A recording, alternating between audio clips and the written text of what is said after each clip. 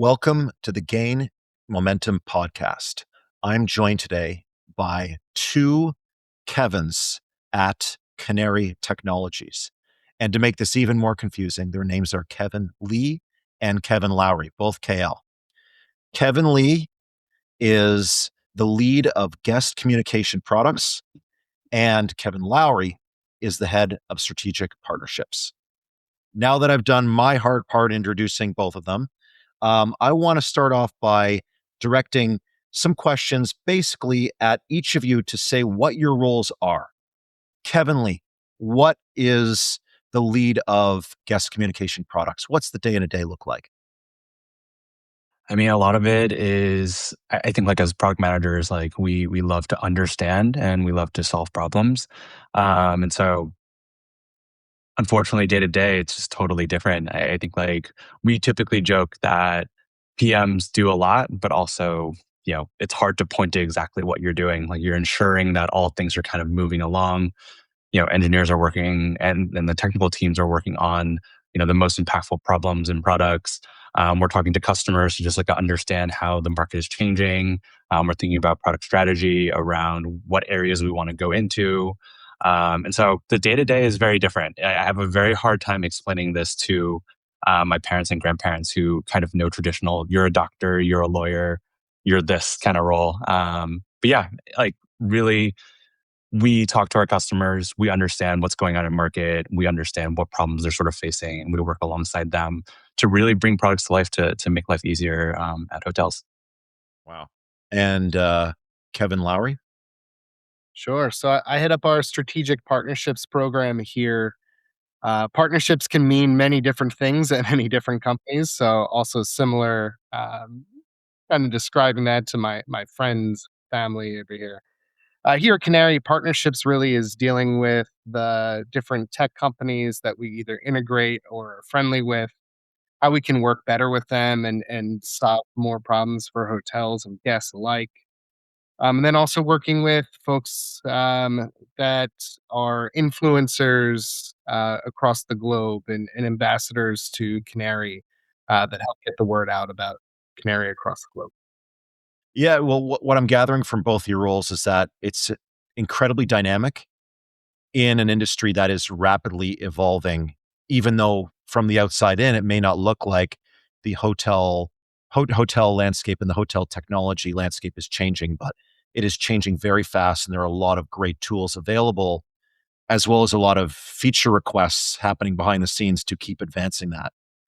And that now I want to lens both your roles around where Canary fits into this, and also introduce our listeners to a lot of the what I call alphabet soup of hotel technology, and that is specifically Canary's core platform is a guest management system, a GMS. What is that? Sure. I can take it from a high level, then Kevin, you can kind of hop into some specifics here.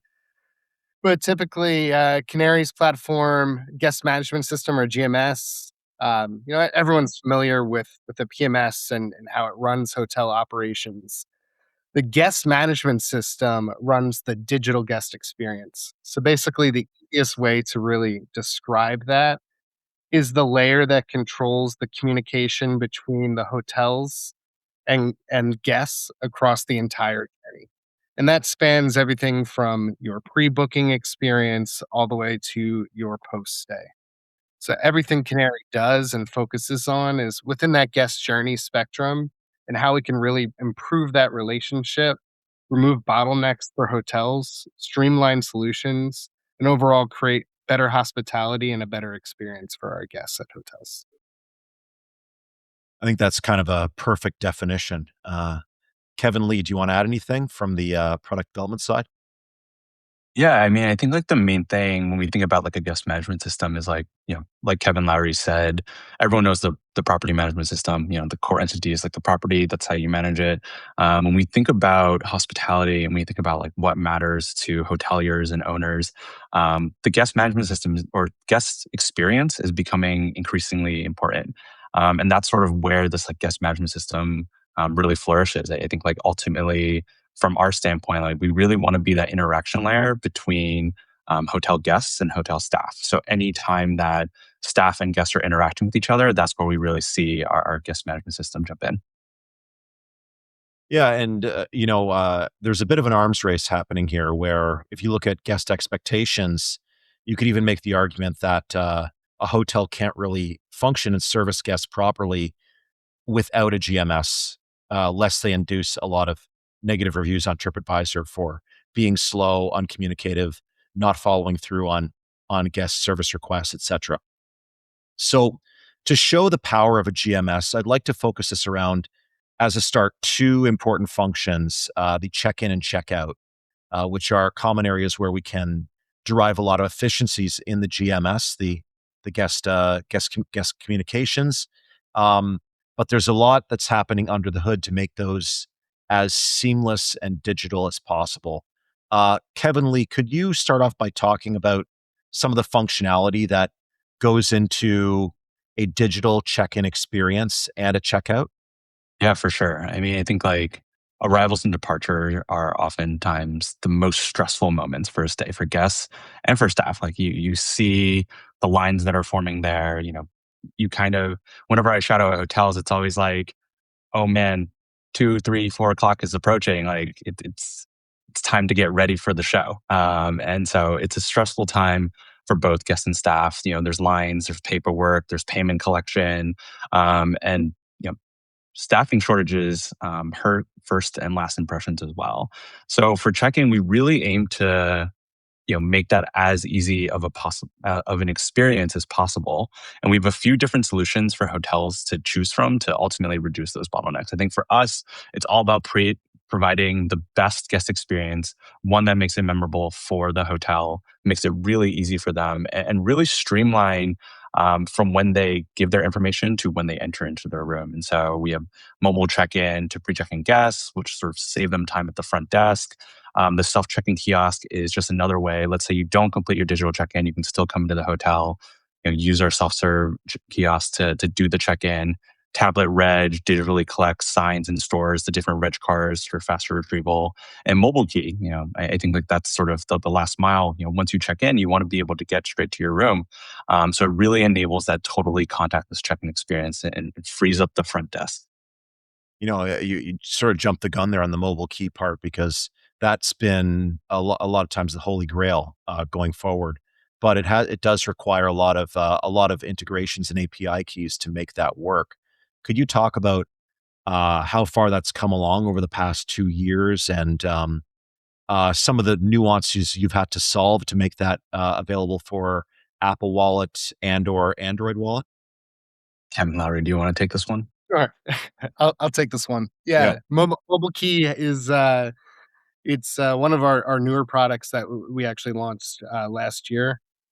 Canary is a big believer in the wave of wallet keys, and a big reason for that is we believe in not having to download an app. Everything on Canary is appless. There's no downloads required. If you think about going to a convention, you have to download your airline app. You have to download your convention app. You have to download all of these different apps. It becomes an overload. It's absolutely wild, right? I see you rolling your eyes here, Adam. We've been at conventions together. You know how it is. Um, Canary really tries to be a really easy to adopt GMS, and a big point of that is to be right to meet the guests where they are. And wallet keys, we feel, are really the future here, where you're able to have a key within your phone that's just accessible immediately. Um, Phone dies, can still use it. You can, quickly just pull up your key directly from your phone without having to have an extension or an app on top of it. Definitely lots of integrations and intricacies to make this magic happen. But when the magic happen, it's extremely appreciated by the guests. Yeah, it's the last mile, as you said, Kevin Lee, and it's in my mind, I love it because it does make it so seamless. But now you can do so much more with it. Like, I'm starting to see digital keys that are branded according to events that people are checking in with, and other cool modalities like that. And having that all coordinated by a central GMS, a centralized platform, makes it so seamless in terms of the design that you can do, as well as ensuring that that is a very controllable process, and um, it's never interrupted, or there's never gaps in that technology that appear as versions are updated and systems stop talking to one another, and so on. Um, so on that note, one thing that we're seeing with hotel technology, aside from just the mobile keys, which is one application, this movement towards all-in-one systems, where things are essentially through one platform to really help hoteliers focus on hoteling instead of just maintaining all these disparate pieces of technology and trying to daisy chain them together. Let's direct this at Kevin Lowry. Kevin Lowry, what is the best argument for system consolidation? The best argument for system consolidation. That's Yeah. a great question. Um, I know there's of course the argument of best in breed versus all in one, right? Which is where we're kind of getting at here. Mary believes that hotels don't have to choose between the two, and that you can be both for guests. And a lot of that has to do with the fact of having this streamlined system together is really what creates that best in breed product for hotels. It makes it a seamless product for hotels, for guests, when they can combine all of these disparate functions that cohesively go together and create a guest journey together. And when you have these multiple different point solutions, right? You have 20 different integrations. I think we were talking to Art's the other day. They said they had 50 different tech vendors that all go together. Um, it really creates a lot of bottlenecks and gaps, and you can have some beautiful integrations, but sometimes, it can miss some things. So we firmly believe that if you can combine more products together, it truly creates this product that makes it simpler on the hotel, simpler on the staff, and ultimately, saves time and makes a better guest experience. I think like if I could jump in here, I think like when we look at hotel operations, like it's not there are tasks that sort of are limited to a single system. And for that, you want to go deep there, you want to have like deep expertise there. But we see that within hotel operations, there's so many flows that are just interwoven with each other that it makes sense to be able to kind of have kind of systems that are able to talk to each other, whether it's the system or system that you integrate into. I think like on the AI side, we think a lot about like the context that we can get. What a guest is chatting about and communicating with is ultimately important in terms of like the ticket that's created, and that's a multi-system thing. So whether it's a product within Canary or just context that we have in different systems, we really see that hotel workflows are not just within contained in one place. There's just so much like interwoven interconnectedness that having that context is just so important to getting the right outcome. Well, I love that you mentioned that, Kevin Lee, about interconnected workflows. And I was wondering, could you give an example of that? Because we've seen it so many times where somebody requests something and then it's getting pushed over to the sauce, the service optimization solution or service optimization system. But then that isn't talking to the guest service department. So this whole idea of almost a branching of flows is so cool. Could you give us an example of how that can work? Yeah, I mean, I think like even in talking to like a hotel recently, even cross channel, I think like you see phone calls, come in during the day. It's with, the guest experience team or, with the front desk or something like that.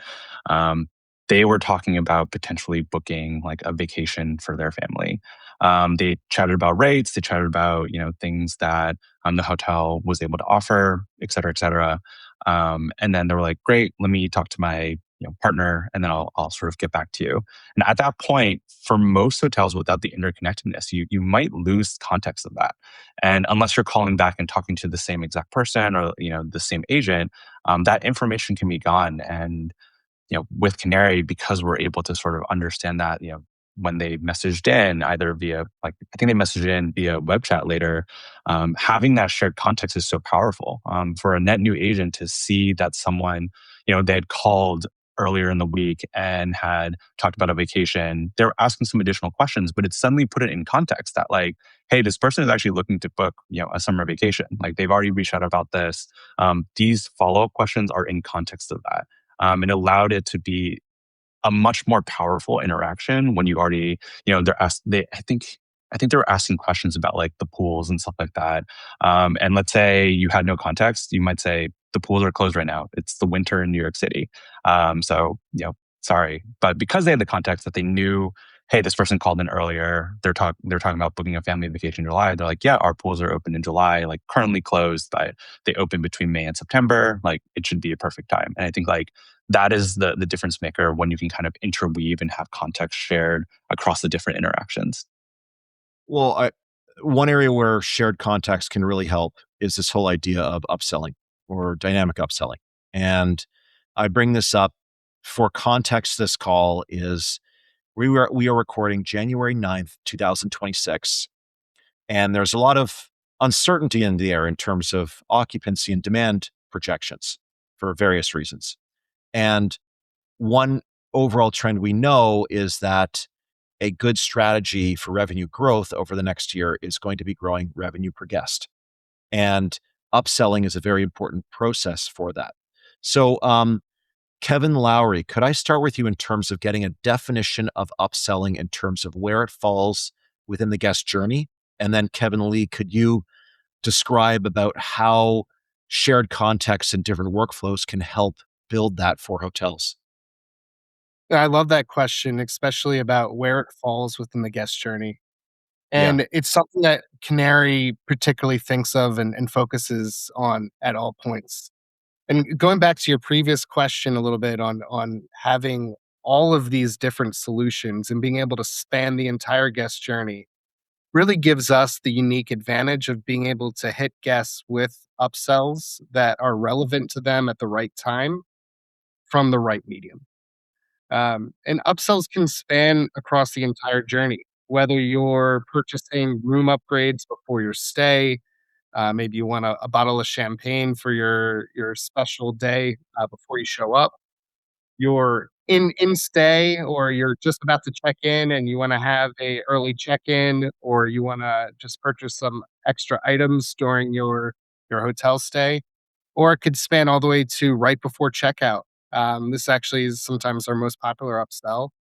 Maybe you just want to get a little bit of extra sleep, and the day before you're checking out, and as you're checking out, that late checkout is going to look very attractive to you. Yeah, I mean, the context on me is because the context on me is I'm up at 6 a.m. no matter what. So, you could put a checkout for me at 7 a.m. I'd be there. But Kevin Lee, humor aside, let's talk the product behind that makes that happen from dynamic upselling. How do you make that work across the entire guest journey? Yeah, I mean, I think it's totally true. So many hotels that we're talking about are thinking about revenue going to next year and how they can increase, both booking revenue and ancillary revenue. What we've found is that the most successful upsells feel like a helpful suggestion and not like a sales pitch. I think there's like so often, it can be just like a barrage of things. And it's just like, hey, money for this, money for that. But ultimately, when it becomes, hey, this is how we can make your experience better. And when it's more targeted, we see, the success rates just skyrocket. And I think that's where like the interconnectedness is so important, and it's all about the context. So within our dynamic upsells tools, we'll have, the guest data around arrival time, length of stay, previous conversations, and ultimately use that to present the right offers. So, for example, during booking, if a guest indicates that it's their anniversary, they're booking something for their partner and they're coming, dynamic upsells can then automatically send offer for in room flowers beers or champagne or wine, if that's something that the hotel offers. And because we're mobile first, it's super, super frictionless. It feels like you're sort of having this conversation, and it can be like, hey, we're really excited about welcoming you to your stay. Excited that you're celebrating your anniversary with us. Here are some potential add-ons that can really enhance your stay with us. And keeping it mobile first keeps it frictionless. The staff don't have to manually sell it, and it's just all done before a guest even arrives. So one other part to this guest journey is the multi-stay or getting a guest to come back and not just having the layer between guest and staff, but having the layer between guest and staff over multiple stays. So therein, how does Canary as a GMS interact with a CRM where oftentimes the central guest profile is stored? Yeah. So from our side, we like to maintain as much of a opinion on systems, reservations, guests, and all of that. But we also want to make sure that our products work within the construct of a property and the systems that they're using. We don't want our software to make things harder. We want it to make it easier. And so, we'll build the right connections and ingest the right information. We feel like we have a very rich trough of information ourselves. I think something that's interesting that I'm really excited about is that within communications, like there's such a rich set of data that you just get from conversations, right? Like when you think about historically, you might have had to like leave a note or an internal note or something like that. That's still something that as a staff member, you have to remember. It's like, oh, I booked this. Let me leave a note real quick. Like, by the way, it's their anniversary. With conversation data and especially conversational commerce and booking, all of that information just gets automatically added. And so, we work closely with our partners to ensure that we have, the right information synced from systems to really drive the best experience. So to round out this whole idea of getting data within a GMS and this whole idea of giving more context to any conversation, so that way we can better sell and we can better service guests. What other modules or features or tools within the product suite at Canary can really help to deliver that end-to-end control of the guest experience and also offer more data points for the shared context? Awesome. Yeah, I think there's a lot of, at Canary, we're always constantly thinking about our landing points and how we expand out from there. And so I think like within the guest management system, there are so many additional touch points. I think like once a guest comes in, we have our compendium product, which allows folks to be able to see all the services, menus, they can order food and beverage through it.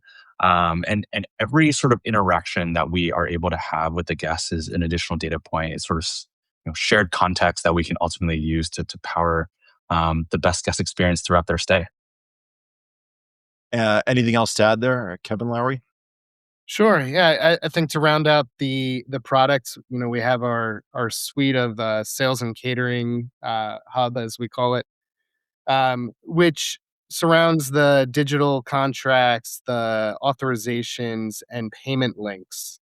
And these are really features that can talk and connect to the rest of our products and offer a PCI GDPR secure environment to be able to collect credit card information. So, of course, being able to offer an upsell and being able to sell something is important, but equally important is the being able to collect that payment in a secure way that offers that trust back to the guest. It makes it just easier and quicker for staff to also be able to send that out, whether it's a contract or some form of being able to collect payment. Yeah, just making things frictionless, which, as we know across the board for all e-commerce, the more frictionless, the more likely the sale is to occur. And that's what it's all about. Um, so where we're heading with all this shared context, these additional data points is obviously getting things into a very large database for some machine learning to occur, or for to deploy some form of lensed LLM. So I'm wondering, Kevin Lee, could you start off by talking about the core AI tools that are offered by Canary? Yeah, I think like at Canary, AI is interwoven into a number of our tools and kind of we try to interweave them as seamlessly as possible. Like our stance is really, the industry is changing so much. We should just ensure that we're integrating things in, the most effective way that builds the best guest experience. That said, I think like our most visible forms are within the communications products. And so we have our AI guest messaging, our AI voice assistant, and AI web chat. And so a lot of them, I think like we've seen the highest success in deploying AI so far in sort of these conversational agents. I think if you look at the market, that's sort of how a lot of things first started out. And that's where a lot of power came from. And so when we really have this vision of like across the communications products, like any way that a hotel and guests are communicating with each other, sort of facilitated through our platform. And our best in class AI agents work alongside staff to boost efficiency, revenue, and guest personalization. And messaging, voice, and web chat are the three leading pieces there. Every product we sort of lead with, when we talk to hoteliers, like two things they care about, right? Revenue and efficiency in their operations. And so I think like when we think about digital agents through communications, that's the lens we always want to lean on is like, how do we boost more revenue? How do we improve operations? And so with AI guest messaging, it automates 80% plus of in-stay guest questions across SMS, WhatsApp, and other messaging channels. It's integrated into a number of different systems and it's really like our agentic platform that allows things to flow smoothly. We can do dynamic upsells through it, and it feels very conversational and natural. This means guests when they message in, they get instant answers, and it doesn't bog down the front desk. The front desk staff are still free from all these questions and things coming in as well.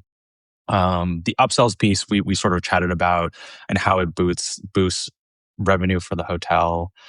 Voice is an interesting thing. I think like Canary, we sort of led with messaging first, and as we sort of chatted with more, and like the vision is any way that hotel and guests are trying to interact, and voice became such a big piece of that. I think when we went and did research out in market, calls are still a majority of how people reach the hotel, and so building on sort of this backbone of the AI guest messaging that we already have, we sort of launched our voice assistant. It answers 100% of inbound calls.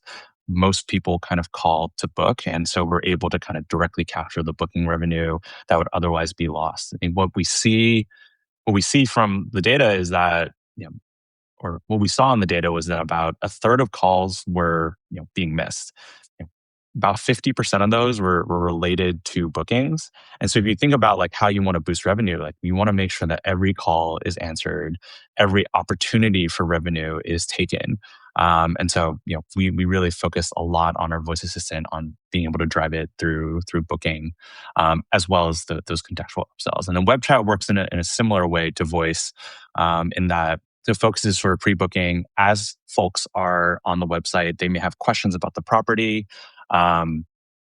It's interesting. I think like in market, you see the interaction layer changing, and consumer patterns change as well. I think historically, you go to a website, you might use the search bar, you might search for pools, go to the pool page, click in, read it, like understand it, and you sort of had to use this search information to find it. Like chat has really sort of led as this new interaction layer, like, and folks are starting to get more and more comfortable with that, in that they don't want to use the search bar and say, I have all these questions, like I need to search each topic, find the page, read the information, digest it. It's much easier for them to just have kind of this chat interface where they're just like, hey, I'm looking for I'm looking for a stay that's family friendly, that has a good Italian restaurant, and also has heated pools that are mineral free. And then from there, the AI website can look at all the different properties within the knowledge base and be able to recommend that, rather than before you might have to click through all these various things. All of this is about getting information to the guests quicker and sort of faster, and as a result, helping them make the decision faster. What we see, and I've talked to a few hotels about this. When guests don't get what they need, when they call in and their phone calls aren't answered, the worst thing that happens is that the booking goes somewhere else. They book at a different hotel, or they go to a different website because that website had their information. And that's sort of the lens that we have for a lot of our communications products is, how do we provide the best guest experience? How do we give them all the information that they need, that they might need to be comfortable? And then how do we facilitate the revenue, booking, upsells, etc. And all of these tools essentially form our omnichannel AI, which is kind of the backbone of all of our products. I think it's like one shared platform, and you get a uniform response tone. All of this is sort of uniform, no matter how a guest is trying to communicate with the hotel. It's very interesting because you raised another aspect to AI as you have your tools within the GMS to service those channels, be that web chat, in-stay chat, WhatsApp, voice. But now you also have the guest layer of interacting conversationally with a search engine to thereby use that to search versus doing it the traditional way of, typing in a location, then reviewing things on their own. And where this comes to a head, I guess, is making websites less of digital brochures and more conversational. Whether that conversation is coming through upgrading the data layer, so that way there's can be AI search readiness, or another means in terms of making more adaptive content that can interact with AI driven search. Um, where this interacts with Canary is aside from my own bias of where I think it interacts, I'll open it up afterwards. But how can you hotels use the data within a GMS like Canary to improve their website presentation to increase AI searchability and readability? That is a hot topic. I think like it's interesting. Like everyone's thinking about it, right? Like answer engine optimization is kind of like the new buzzword right now. I think like as folks are kind of moving from traditional search and like SEO and all of that, they're realizing that these interactions are changing. Um, I think a big part of it is that it's also constantly shifting. I think like a lot of the chat interfaces are changing. I think some of the ways that at least, in my conversations with people in the industry, it's really about, you know, like industry leading publications, and that information can help a lot more. Think about, I don't know, if you're recommended by Condé Nast or something like that. Like that is weighted a little higher than if, you just have something within a website. That said, I think everyone's thinking about it. Yeah, I won't go too much into it because I think this is something we're thinking about too, and still something that we've had a lot of conversations around. But it's a space we want to be in. When we think about Canary, we want to help hotels drive revenue, and this is a big piece of it. Yeah. Kevin Lowry, any thoughts on um, how a GMS can help hotels drive more revenue through AI driven search? I'm going to leave this one to Kevin Lee. This is, I think he answered it more completely than I can. Well, Kevin Lee, you raised a very important term earlier on, just casually, although I want to really emphasize it, is the term is conversational commerce. And we're developing all these layers to essentially go from text to voice in a lot of ways. And uh, what are you seeing from all the data that's available to you and all the feedback you're getting from Canary in terms of the increased importance of voice or conversation in the overall commercial process? I think it's always been important, but whether or not you've had sort of the capacity and the staff to be able to capture all of it. I think like with a lot of the AI voice, like AI voice, AI chat, all of that, I think the upside is that you're able to kind of capture a lot of that top of funnel. You're able to see, I think like with our voice product, like one of the things, let's say, yeah, even we help facilitate the booking or we capture the information. Either way, the hotel has that information that this person reached out, they were looking for a booking, and it gives you the agency to sort of take that into your own hands as well. And so I think we'll continue to see consumers get more get more comfortable with conversational commerce, and almost start leaning towards that as agents continue to get better and better. Um, you know, I know that I'm at fault here. I'm finding it a lot easier to just have a conversation about it versus browse a website, go through the various booking flows, et cetera, et cetera. Yeah, I mean, it's yet one more channel that hotels have to think about. I mean, at one point there was no OTAs; you only had GDS and people calling into the hotel directly. Now you have GDS, OTAs, meta search, direct voice, and now AEO, search answer engine optimization. Um, but another cool part is you talked about having this sort of central database, I guess, Omni AI, to which then point specific agents against. So essentially, you have an agentic workforce that sits above a central database that has layers of brand standards and unified voice and everything like that. Could you talk about some of the other agents within this workforce that you find intriguing from a guest experience management perspective? Yeah, I think like when we think of our agentic workforces, we really think about being able to take action and really understand what is the right outcome. And I think like for a long time, like chatbots have been good at answering questions, but we're really starting to move towards being able to take action as well. And they're not just responding, but ultimately understanding a goal or a workflow. They can break it into steps and then they can take actions across systems and do the right thing. And so there's always, I think, like when we look and whenever we talk to hotels, there's no shortage of tasks that need to be done. And there always will be sort of these simple tasks. And I think this is the best place to start. Simple tasks that sort of happen on repeat. We can see AI have the fastest and the highest quality impact. But when we think about agentic workflows as well, really we see the most success when you have staff and digital agents work in concert with each other. There's going to be tasks that require humans. Context from humans is so important, and agents are really only as good as the information they have. And so hotels can still kind of you know staff are always going to be able to kind of be the best position there, but the context that they're able to provide really help these agents. And I think over time, as they get more powerful, we'll always find additional things to do.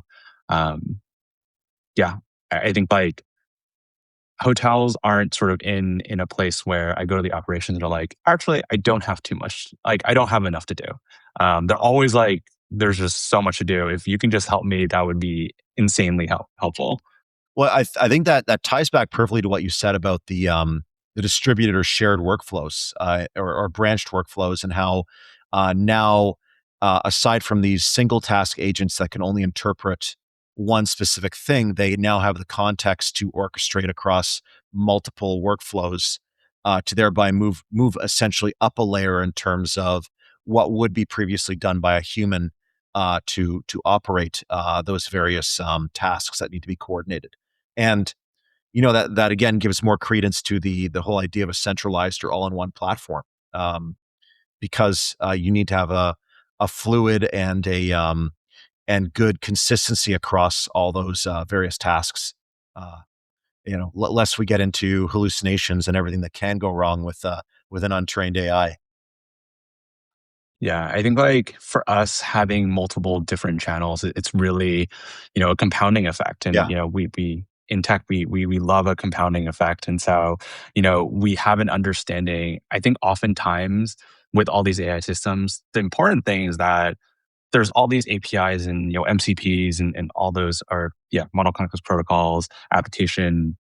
Sorry, I forgot the last bit of it. But I think the difficult thing is that there's so much data, but understanding the data is the most important thing. And I think like understanding how you interact with the system, what are the various system calls that are going back and forth, how do you know what's actually going on there?